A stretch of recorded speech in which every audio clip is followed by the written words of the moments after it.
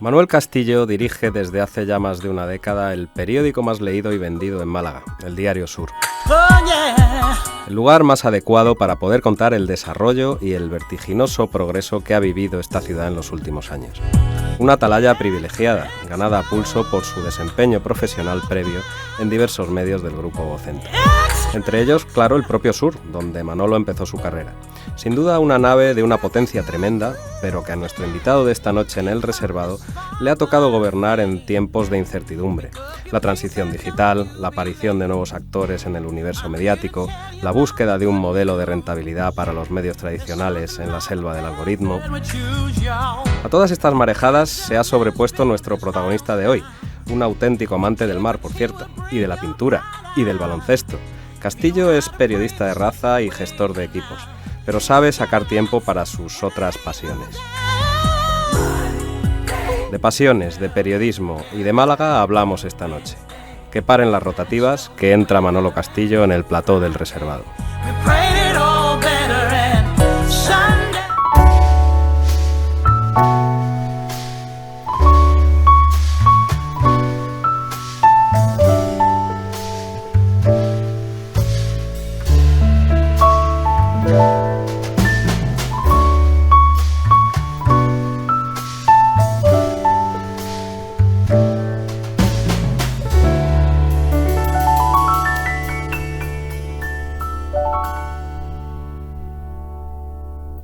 Manolo, encantado de que estés esta noche con nosotros en El Reservado. Me siento un poco becario de tenerte por aquí entrevistando a un personaje de tu altura. Bueno, yo eso de becario no lo dirá por la edad, ¿no? Porque no somos de la misma quinta, pero casi. Bueno, pero nunca hay que perder el espíritu de becario, ¿verdad? No, nunca. En el momento que se pierde, estás perdiendo un poco la esencia de... El periodismo yo creo que es curiosidad, ¿no? Y con el momento que pierdas la curiosidad, que se supone que el becario la debe tener como muy intacta, ¿no? Pues en el momento que pierdes la curiosidad estás perdiendo la esencia del oficio, ¿no? Que es ser curioso. Pero ya te digo, estamos verdaderamente encantados de tenerte aquí, el director del principal periódico de Málaga, del principal diario y multimedia, por supuesto, porque no es normal que los periodistas nos pongamos en ese lado, ¿no? del micrófono, pero a veces me parece necesario conocer a quienes están contándonos la actualidad. Bueno, dicen que no debemos ser nunca noticia, ¿no? Pero bueno, está bien también que nos conozcan y que tú y yo nos conozcamos un poquito más, ¿no? Aparte de lo que ya nos conocemos, ¿no? Pues encantado y estoy dispuesto a que en este ratito de Reservado nuestra audiencia conozca muy bien a Manolo Castillo, director de Sur, justo ya una década. Pues sí, ya este 2023 cumplo 11 años, llegué en el 2012, en febrero, y bueno, como saben, una segunda etapa, ¿no? Pues yo empecé en el periódico muy joven y luego tuve una etapa fuera de Málaga y volví ya en el 2012 como director.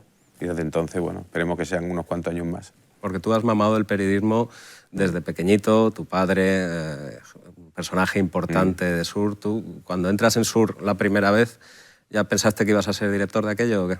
Bueno, ¿Qué querías ser de mayor? Bueno, yo no quería ser periodista. No me digas. No.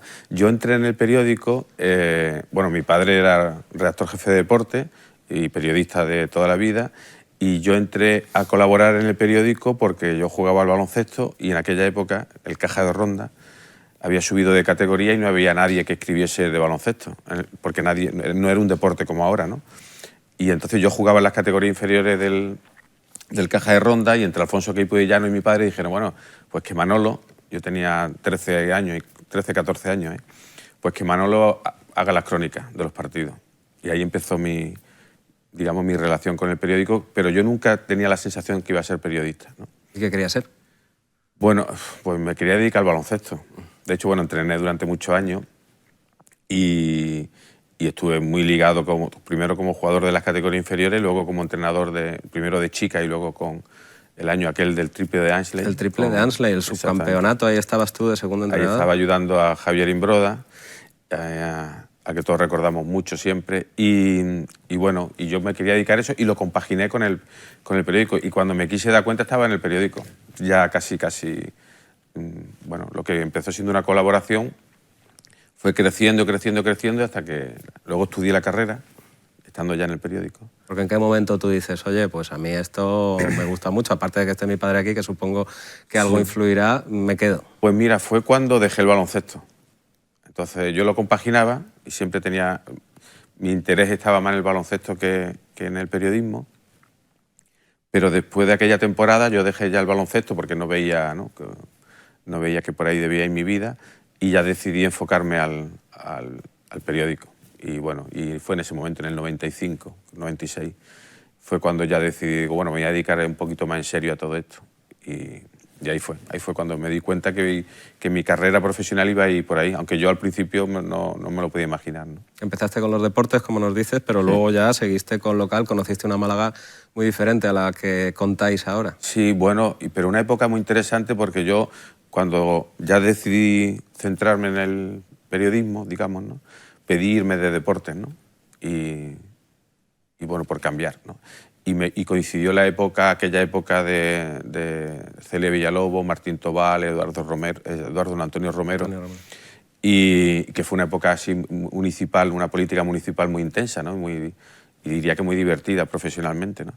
Y bueno, y a partir de ahí ya pues me dediqué bueno, fui también creciendo dentro del periódico y vivimos una Málaga muy interesante que puso los cimientos de la que estamos disfrutando hoy, ¿no? Y bueno, hiciste carrera en Sur, hiciste carrera en el grupo también, Sí. porque después pasaste a Cádiz como subdirector del periódico La Voz, que el grupo Vocento fundó allí. Y que sigue existiendo. Luego a Colpisa, la agencia de noticias. ¿Te tentó mucho el periodismo nacional como para quedarte o siempre tuviste claro que Málaga debía ser tu derrota final? Bueno, antes me lo preguntaste, ¿no? Sí, perdón por lo de final, que tu carrera todavía puede ser larga, ¿eh? Eso espero. Pues antes me lo preguntaba si yo creía que podía ser director. Yo me fui del periódico, digamos, me fui a Cádiz, ¿no? Porque yo creía que estando siendo hijo de un periodista del periódico, ¿no? Y bueno, estando desde muy pequeño allí, pues digamos que no había como muchas posibilidades de crecer dentro del periódico. Y entonces pues decidí irme, ¿no? Y me fui primero a Cádiz, como has comentado, que allí vivimos la experiencia de montar un periódico desde cero, como La Voz de Cádiz, y luego en la redacción central de Vocento y Colpisa, ¿no? Y la verdad que siempre tenía un ojo puesto en Málaga, ¿no? Como la idea de volver, ¿no? Lo que ocurrió fue que volví mucho antes de lo que yo creía. Yo pensaba que iba a estar más tiempo en Madrid y al final fueron 4 años solo y bueno, pues al final ese reojo que yo siempre tenía de decir, bueno, me gustaría volver a Málaga, que es mi ciudad y donde me siento bien, y pues al final se adelantó un poco, y menos mal, ¿no? O sea, porque estoy muy contento. ¿Qué se siente el día que te llaman y te dicen, Manolo, te vas a dirigir Sur? Bueno, pues hay dos cosas muy llamativas. Una, bueno, mucha felicidad porque era algo que yo, bueno, iba persiguiendo, no persiguiendo, pero sí lo tenía en la cabeza, ¿no? Que me hubiera gustado, ¿no? Que siempre me digo, joder, pues me gustaría dirigir este periódico, ¿no? Y luego una cosa muy curiosa fue que cuando llegué, yo decía, bueno, ¿y ahora qué? ¿No? Pues como diciendo, bueno, ahora que ya no he conseguido el estar aquí, pues tuve que hacer como una especie de pequeño reseteo mental para empezar de nuevo, digamos, empezar de nuevo mentalmente. No sé si me estoy explicando en el sentido de decir, tu objetivo es llegar, un momento que has llegado y dices, bueno, ¿y ahora ya qué camino queda? Y bueno, y muy involucrado en reinventar el periódico, en eso que estamos todos los que nos dedicamos a esto, en reinventar el periodismo, porque bueno, pues está todo cambiando, ¿no? Claro, porque tú llegas en un momento precioso en el que os ha tocado a Sur contar el gran despegue que hemos vivido en Málaga, pero también contarlo de otra forma. Claro. ¿Cómo ha sido afrontar ese reto? Bueno, pues ha sido y está siendo complicado, ¿no? Porque yo creo que el periódico, la cultura del periódico de papel, ¿no? Está muy impregnada, tú lo conoces muy bien por ABC, pero está muy dentro de nuestras cabezas, ¿no? Entonces es muy difícil dar el salto digital manteniendo además un periódico de papel como hacemos cada día, ¿no? Entonces esa sensación de que estamos trabajando en dos pistas, ¿no? Como si fuera un circo, en dos pistas, no a la vez, es complicado, pero además es un reto muy interesante. Y yo creo que la transformación que ha tenido el periódico, y especialmente todos los que trabajamos en él, de adaptarnos a hacer cosas nuevas, formatos nuevos, de acostumbrarnos a que no solo escribimos, sino que también nos metemos en contenido audiovisuales, nos metemos en podcast, todo eso está siendo un reto muy interesante que además, digamos, es gracias a que los que estamos allí estamos afrontando el cambio con naturalidad, ¿no? Que no siempre es fácil, ¿no? No, en absoluto, porque llegas a una redacción madura, además, claro, que no con cierta resistencia al cambio, como nos ocurre en todas las redacciones, y de repente cambiar todo ese paradigma, entrada en la multimedia, todo. Pero es emocionante, porque, y pongo un ejemplo, Ángel Escalera, que es uno de los grandes periodistas del Sur, que se dedica a sanidad, cuando yo llegué, y hasta hace 6, 7 años, no tenía WhatsApp, por ejemplo, ¿no? Entonces, y tenía sus teléfonos en su libreta, tal, y al final él, y lo cito porque es un ejemplo de esa predisposición al cambio, ¿no? Al final, pues, era uno de los más tecnológicos, con su WhatsApp, con sus redes sociales, hacía vídeos, es decir, que una persona que parecía complicado, ¿no?, que pudiera adaptarse al cambio, pues lo hizo, ¿no? Y como él, muchísimo en la redacción, ¿no? Al final se demuestra que también las marcas tradicionales, con buenos equipos como el que has podido disfrutar, el que puedes disfrutar en Sur, siguen teniendo su vigencia, pese a que estamos en un momento en el que se dice que los medios tradicionales hemos perdido esa intermediación con nuestras audiencias, han irrumpido otro tipo de medios, los medios digitales, la dictadura del algoritmo. Sí, pero al final hay una cosa que los periódicos, o sea, la prensa, o mejor dicho, los medios de comunicación tradicionales, hay una cosa que digamos que es nuestro mayor patrimonio, que es la confianza y la credibilidad que tienen, ¿no?, en nosotros, ¿no? Y no es lo mismo leer algo en una red social cuya fuente es, bueno, pues, ni sabemos de dónde procede, que a que lo diga Sur aquí en Málaga, o que lo diga ABC, ¿no?, en Sevilla o en Madrid, o a que lo diga cualquier otro medio, ¿no? Entonces yo creo que ahí es donde tenemos que trabajar, ¿no?, en que esa confianza no se quiebre nunca, que el lector siga diciendo, oye, si lo dice Sur es que es verdad, ¿no? Entonces ese es el gran reto, ¿no? Trabajar en eso también, y como siempre dicen los jefes, en la rentabilidad de nuestros medios, que al fin y al cabo es la que nos permite ser independientes. El otro día en nuestros medios apareció una entrevista con el director del Globe and Mail de Canadá, muy interesante, en la que se decía que si no se paga por tu trabajo es porque no tiene valor. Estamos en ese momento en el que tenemos que volver a convencer a las audiencias de que han de pagar por un trabajo que les hemos dado gratis durante mucho tiempo. ¿Cómo ves esa dinámica? ¿La ganaremos? Yo creo que sí. He resoplado porque digo, va a ser difícil, pero yo creo que sí. Yo creo que la prensa ha cometido grandes errores en los últimos 30, 40 años, ¿no? Uno fue menospreciar la llegada de Internet, y entonces dijo, bueno, si nosotros somos capaces de hacer periódicos de papel, ¿cómo no vamos a ver hacer periódicos digitales, ¿no? Y no supimos calibrar la trascendencia y lo que ha sido luego el mundo digital, Internet, ¿no? Y entonces ahí pues lo pusimos todo gratis. Es verdad que no había la cultura del pago como hay ahora, pero en general la prensa no supo calibrar la dimensión de Internet. Y ahora, a la hora de conseguir el pago, bueno, lo primero que tenemos que... Hay dos tensiones. Una, que yo creo que cada vez hay mayor hábito de pago en Internet. Cualquiera puede tener Spotify, Netflix, cualquier plataforma, y cada vez se paga más por servicio. Y yo creo que también cada vez nosotros, por ejemplo, ya hemos superado la barrera de los 6.000 suscriptores. Entonces, hay lectores que están acostumbrados a pagar, pero también nosotros tenemos la responsabilidad de hacer un producto que merezca la pena, por el que merezca la pena pagar, ¿no? Y entonces esa es la doble tensión. Entonces ahí tenemos que, además, jugar, estar casi sentado y de pie al mismo tiempo, en el sentido de que, por un lado, tenemos que hacer un producto por el que la gente esté dispuesta a pagar porque es interesante, le mantiene informado, es útil, le da contexto, le da análisis, y además no olvidar las audiencias, ¿no?, que tienen que ser, el volumen de la audiencia tiene que ser muy grande, porque si no pierdes influencia, ¿no? Entonces, bueno, estamos ahí en ese difícil equilibrio, pero bueno, yo creo que lo estamos consiguiendo poco a poco. Un equilibrio muy complicado. Ese de buscar las audiencias, pero yo creo que cada vez los medios, por lo menos los medios serios, estamos más encarrilados a buscar esos contenidos que llamamos premium, buscar esos contenidos por los que la gente esté dispuesta a pagar, ¿no? Sí, pero yo soy un convencido de que no solo debemos quedarnos en el contenido tradicional, ¿no?, de una crónica, de una entrevista, sino que, por ejemplo, nosotros consideramos los eventos que organizamos. Sur organiza más de 120 eventos al año y los consideramos parte de nuestros contenidos. También la misión de un periódico es ser capaz de sentar, por ejemplo, a personas que deciden sobre la movilidad en la ciudad, a personas que deciden sobre la formación, tanto universitaria, pública, como la privada, como la formación profesional.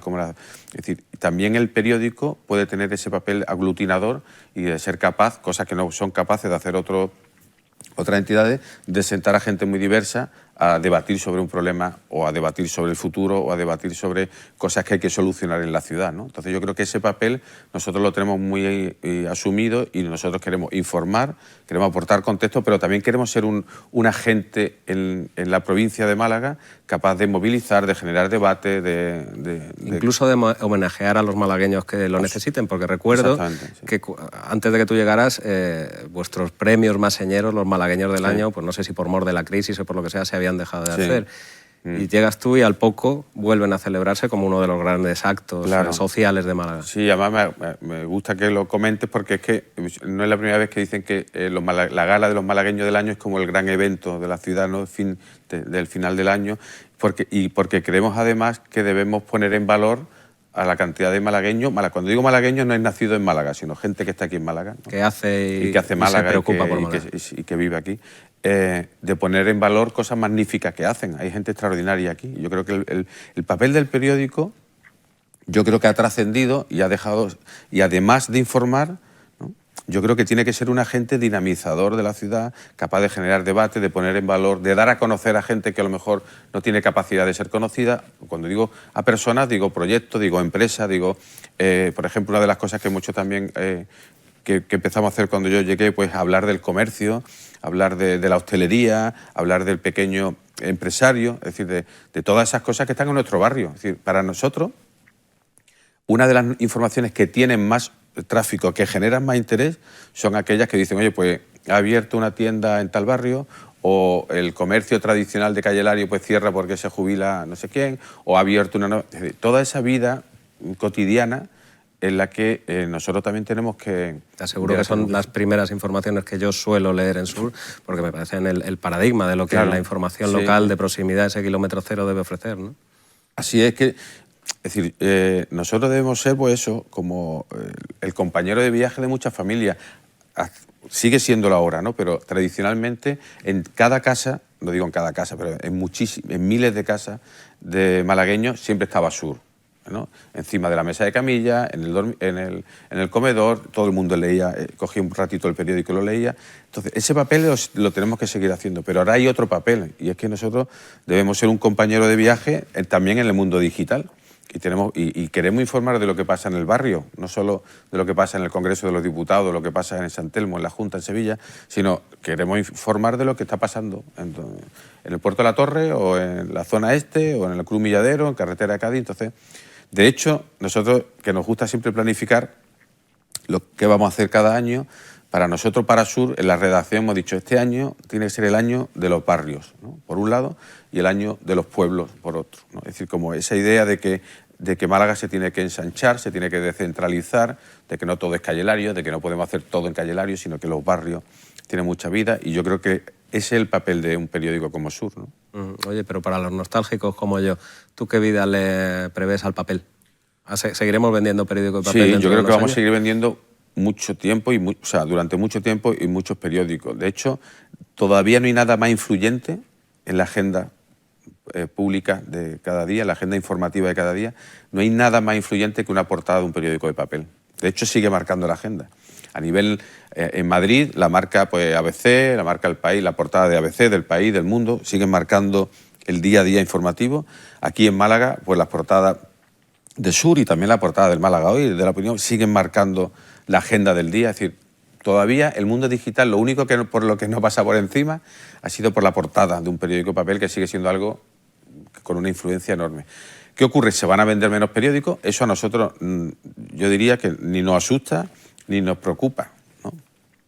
porque, bueno, porque cambian los hábitos de consumo de información, pero el periódico de papel va a seguir ahí durante muchísimos años. Otra entrevista que publicamos ABC y los medios de Vocento al exdirector del Washington Post decía que solo dedicaba un 3% de su tiempo diario a dedicarse al periódico de papel. ¿Eso también es así en tu caso? Sí, sí, y además no sé si el 3% o el 10%, pero nosotros desde hace ya un par de años todos los periodistas de Sur trabajan en digital para la web y con un sistema informático para la web, y ya hemos dejado de trabajar para el papel. Hay un pequeño equipo de personas que se encarga cada tarde de coger toda esa información que hemos elaborado durante el día y volcarla, lo que nosotros llamamos volcarla en el papel y hacer las páginas y bueno, y es así, pero eso no es ningún demérito hacia el papel ni nada, sino que es que yo siempre recurro al mismo ejemplo. Cuando en Kodak seguro que hubo algún día alguna reunión que dijera, bueno, ¿y qué va a pasar con los carretes de fotografía? Bueno, pues nada, porque ha llegado el mundo digital y ahora pues tendremos que adaptarnos al digital, ¿no? Sin que eso suponga la desaparición completa de la fotografía tradicional, ¿no? Pues algo pasa igual aquí, que bueno, pues no hay problema, es un formato, para mí uno de los mayores inventos que hubo, que es compilar en este caso en 60, 70, 80 páginas todo lo que había pasado el día anterior. Me parece a mí eso mágico. Dar la actualidad como un producto completo. Para mí un periódico fue un gran invento. Lo que ocurre es que, bueno, por el mundo digital ha cambiado muchas cosas y entre ellas pues, ese hábito de consumo. Pero al periódico de papel le queda mucho tiempo todavía. Ojalá, yo también lo quiero pensar así. Bueno, hemos hablado de cómo lo habéis contado desde que tú llegas a Sur. Ahora me gustaría hablar de la Málaga que habéis contado. Sí. Esa Málaga que ha generado ha vivido un despegue brutal, que está hoy mismo en boca de todos internacionalmente, la Málaga del teletrabajo, la Málaga de los museos. ¿Cuál crees que ha sido la clave? Sé que es una pregunta complicada, pero ¿cuál crees que ha sido la clave de vivir el momento que vive Málaga hoy?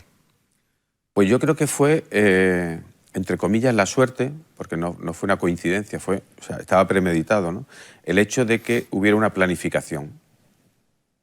Cuando hubo un plan estratégico en el que se decía que Málaga tenía que tener una pata cultural, turística, ¿no? y tecnológica, ya entonces se decía, allá por el 95, por los años 90, al final de los años 90, entonces se planificó y luego ha habido la suerte de que ha habido personas que han creído en ese plan estratégico y se han empeñado en llevarlo a cabo. Yo creo que, vamos a ver,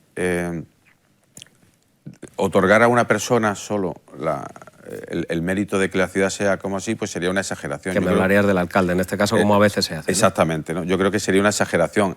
Indudablemente ha sido una persona clave y fundamental para que Málaga sea lo que soy. Pero también ha habido muchas personas alrededor. Y lo hubo antes. Es decir, hay una cosa que siempre le dicen de Pedro Aparicio, que Pedro Aparicio hizo muchísimo por Málaga, pero todo lo hizo bajo tierra. Con lo cual no se veía nada. Claro. Pero que fue fundamental para que fue el inicio de la transformación urbana de la ciudad, ¿no? Para evitar inundaciones, para canalizaciones, y eso no se veía. El plan estratégico a mano de Vicente Granado. Exactamente, entonces hubo cosas que pues el ciudadano de a pie no lo veía.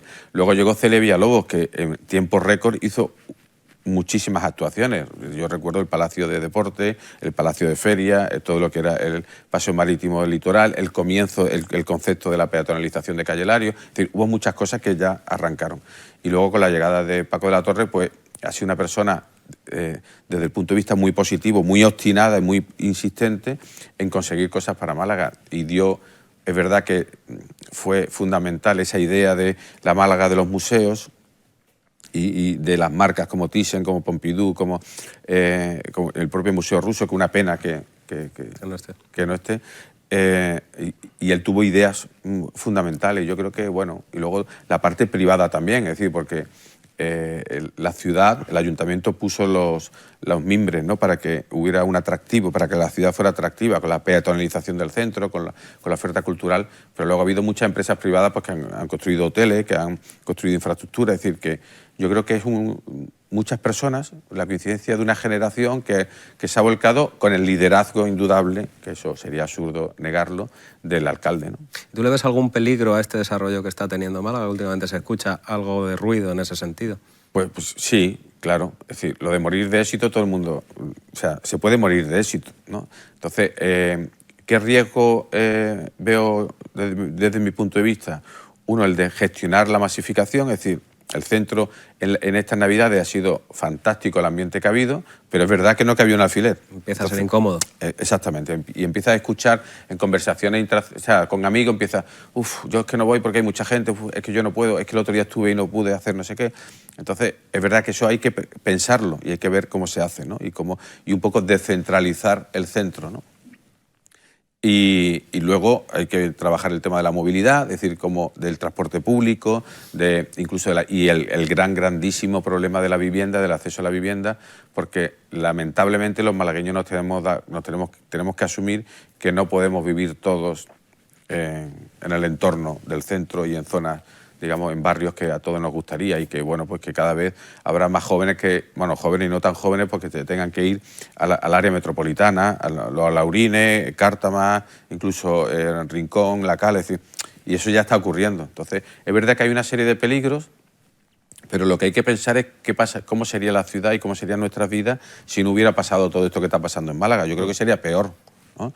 Entonces, bueno, pues es verdad que hay unos riesgos, sobre todo el de la masificación, el del encarecimiento de la vivienda, sobre todo, y de los servicios, y que, bueno, porque al ser una gran ciudad va a tener los inconvenientes de una gran ciudad, ¿no? Una curiosidad, ¿tienes en tu equipo a alguien que esté en contra de la Torre del Puerto? Pues sí, claro que lo hay. Y además yo incentivo que escriban sobre ello. La última, por ejemplo, Ana Barreales, que es redactora jefa de Local, pues incluso públicamente lo ha dicho, que no ve claro, ¿no?, el proyecto. Y en el periódico se ha escrito y han escrito muchas personas que están en contra de la Torre del Puerto. Lo que ocurre es que editorialmente, yo como responsable del periódico, editorialmente el periódico se ha manifestado a favor de ese proyecto, indudablemente sin cerrar ninguna puerta ni ninguna ventana a todo aquel que quiera decir lo contrario. Pero, ¿y por qué? Pues porque nosotros, o sea, yo siempre recurro al mismo ejemplo. Con los criterios actuales, con los que nos ponemos en contra de muchos proyectos, bueno, hay un sector de la población que se pone en contra de muchos proyectos, no habría playas en la Malagueta. No sería nada. No habría puerto siquiera, no habría parque, no habría, es decir... Pero una cosa, Manolo, esos criterios actuales son redes sociales que hacen mucho ruido, pero realmente no sé hasta qué punto responden a la opinión pública mayoritaria de los malagueños. Yo sinceramente creo que los periodistas y los políticos tenemos un problema, y es que nos creemos que lo que pasa en Twitter es la realidad, y no es la realidad, no lo es. ¿Tú te diste cuenta muy pronto que tuitero agitador no era lo mismo que buen columnista? No. De hecho, yo tuve bastante... cuando yo llegué, con la idea de abrir el periódico, ¿no?, para que entraran más voces y tal, pues tuvimos bastantes columnistas que, bueno, que luego, bueno, poco a poco, uno detrás de otro, pues al final pues no fueron encajando en la filosofía del periódico. Pero bueno, que siempre todo el mundo puede... Yo digo que el periódico tiene que ser un espacio en el que todo el mundo hable, y no tenemos por qué, yo como director, no tengo... por supuesto que estaré a favor o de acuerdo con todo lo que se dice en el periódico, válgame Dios. Oye, Manolo, eres periodista de raza, pero a mí me sorprende cómo tienes tiempo para el resto de tus pasiones. El día que abriste tu exposición sobre pintura, yo de verdad me quedé anonadado. Como un periodista, y más un periodista de hoy en día, que abre la edición muy temprano por la mañana, es capaz de hacer unos cuadros como estos. Bueno, pues porque llegó un momento en el que necesité o sea, sentí la necesidad de trabajar algo manualmente, con las manos, ¿no? Y empecé a investigar sobre la pintura, y bueno, pues fue fluyendo por las noches, en días que tenía así algún tiempo, y bueno, y al final pues he ido construyendo una actividad paralela que me da muchas satisfacciones, ¿no?, con la pintura, ¿no? Y que cada vez está más presente en las casas de muchos malagueños, ¿no? Bueno, sí. No digamos de muchísimo, pero bueno, sí. Tampoco tendrás tiempo para pintar para todos, claro. Tampoco tengo mucho tiempo, pero sí. Y no hay cosa más gratificante que ver una obra tuya colgada en casa de alguien, ¿no? Porque forma parte de su vida, de su día a día, de sus momentos felices, de los tristes también, ¿no? Y que una obra tuya que ha salido de tus manos y de tu cabeza, pues esté ahí, presente, formando parte de la vida de alguien, es la verdad que es muy gratificante. Sí. Pues muchísimas gracias, Manolo. Se nos acaba el tiempo, seguiremos charlando mucho rato Yo también. más contigo. Ha sido un placer, muchas gracias por estar aquí en El Reservado. Espero que hayas pasado un rato bueno y te doy las gracias porque acabemos con esta canción que has elegido. Ah, bueno, pues... Eres el primero de nuestros invitados que elige a Queen, lo cual a mí me encanta. Bueno, a mí me fascina Queen y me fascina la historia de Freddie Mercury, Love of My Life, que es esta canción. Y bueno, no sé, me parecía adecuada para... Me gusta huir siempre también de lo habitual, ¿no? Entonces, bueno, esta canción es preciosa, además, sí, con lo cual yo creo que era un buen epílogo para esta conversación, que te la agradezco, además, me lo pasa muy bien. Pues me alegra muchísimo.